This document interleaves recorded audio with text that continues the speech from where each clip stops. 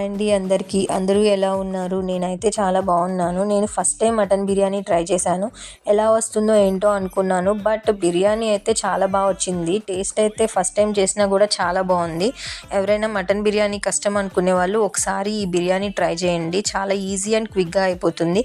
So mutton biryani ఎలా చేయాలో ఒకసారి చూసేద్దాం. ముందుగా మనం వాష్ చేసి పెట్టుకున్న మటన్ని తీసుకొని దానిలోకి coriander powder, garam masala powder, biryani masala powder, మీ టేస్ట్కి సరిపడా సాల్ట్, చిటికెడు పసుపు అండ్ కొంచెం కారం, ఇంకా ఒక 2 పచ్చిమిర్చి అండ్ ఇంకా జింజర్ గార్లిక్ పేస్ట్, కర్డ్ వేసుకొని బాగా మిక్స్ చేసుకొని ఒక 1 or 2 hours ముందు మ్యారినేట్ చేసి పెట్టుకోవాలి. ఫ్రిడ్జ్ అంటే ఫ్రిడ్జ్లో పెట్టుకోవచ్చు, లేకపోతే నార్మల్గా అయినా బయట పెట్టుకోవచ్చు. మటన్ మ్యారినేట్ చేసుకునేటప్పుడే మనం రైస్ని కూడా నానబెట్టుకుంటే సరిపోతుంది.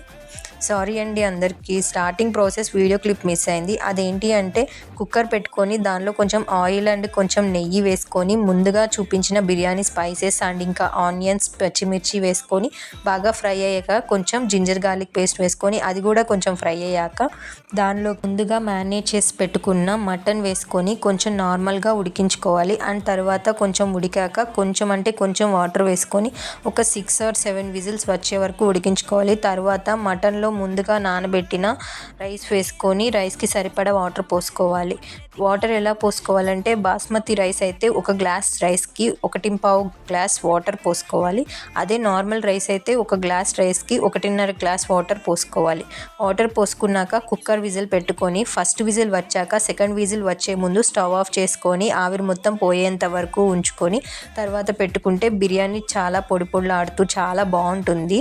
మటన్ బిర్యానీ కష్టం అనుకునే వాళ్ళు మాత్రం ఇది ఒకసారి పక్కా ట్రై చేయండి. చాలా ఈజీ అండ్ చాలా టేస్టీగా ఈజీగా అయిపోతుంది.